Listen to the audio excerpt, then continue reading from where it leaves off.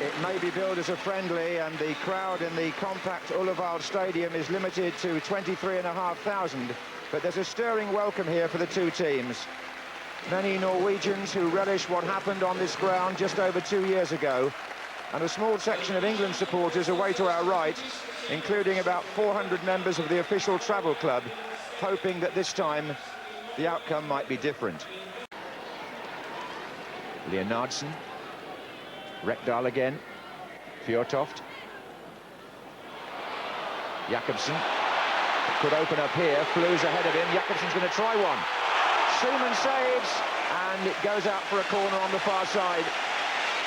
Well, that was excellent play, built up along the ground, 4 or 5 good passes. Mini Jakobsen shown his pace on the floor, then hit a good shot. That was a good save. That was going to creep in. Adams. Lee.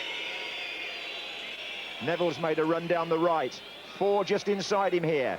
Shearer! England's best attempt so far, coming on 38 minutes. Prior to 1981, England won all their matches against Norway, scoring 24 goals in 5 games against them, but it's very different these days. They haven't beaten them in their last 4 meetings, and the Norwegians are just as difficult to break down tonight.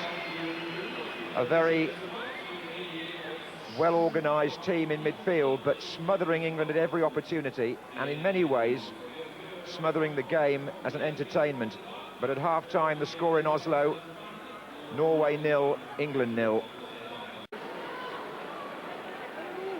Leonardsen, in the way was Adams. This is Jakobsen, number 11 on this side, up against Gary Neville. Leonardsen's made a run further down. Here he is. Bohinan's just inside him here.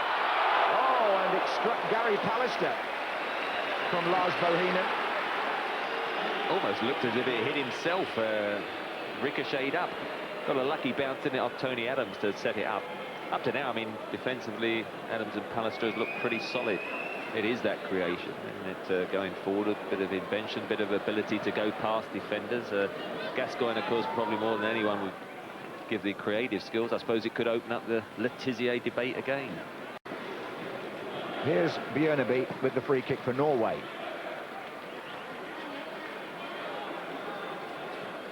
Bohinan back to Bjørneby. Fjørtoft now moves into the inside left position. Here he is. Curls it. Oh, and just for a fraction of a second, I thought Seaman had lost his balance. It's Jakobsen. Fjørtoft.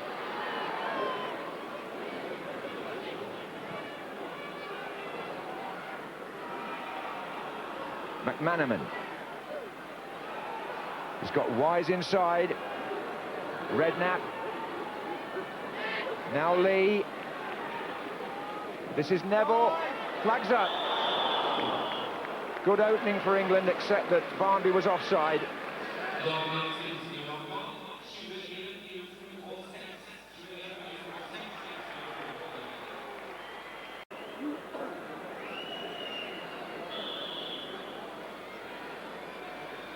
Bjørneby. Well gathered. That was extremely well gathered, because that just bounced in front of him.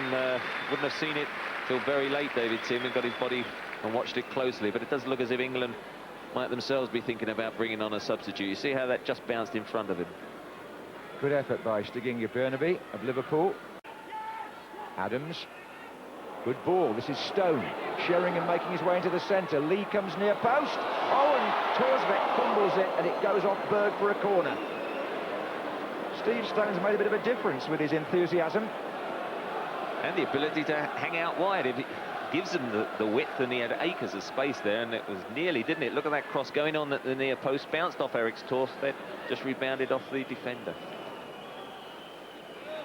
And, oh, and Thorsbeck perhaps impeded there by Sheringham. Been played short. Bjørneby fires it low. Oh, David Seaman's hand just turned it aside for another corner. It was a good save.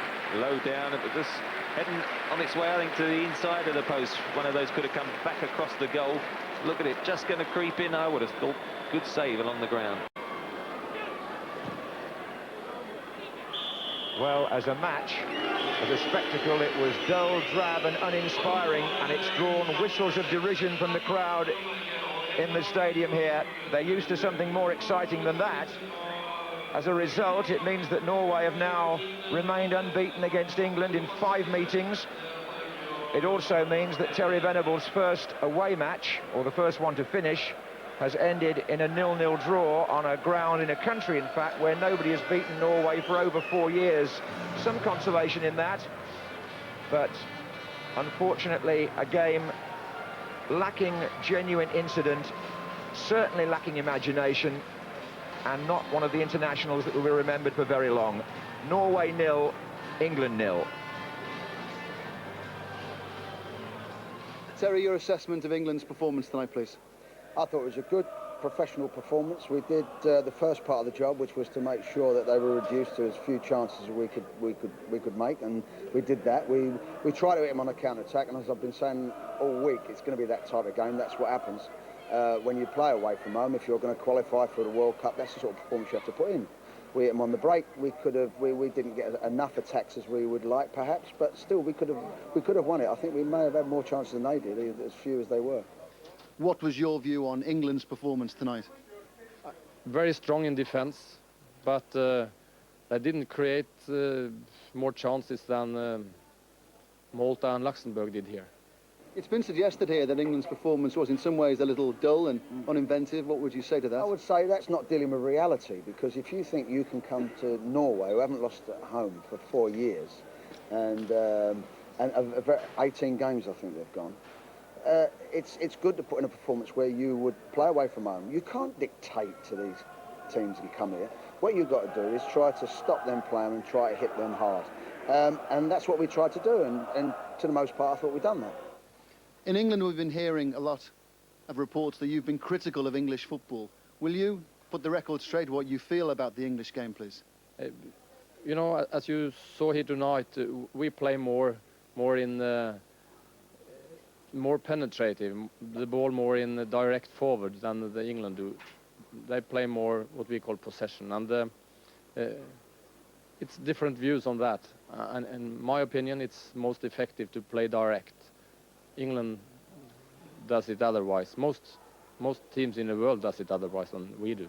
I think it was a very positive, and I think there were lots of pluses, and I think, as I just said, I'm repeating myself, if we was going to try to qualify for Europe or the World Cup, we would be pleased with that result tonight, and if we can sneak it, and that's what happens to us at Wembley.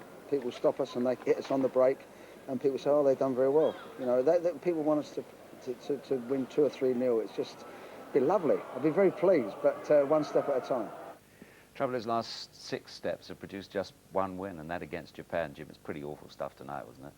Yeah, I think everybody was as bored at home as we were, really, and depressed because you're looking for something better, especially after the Colombian game.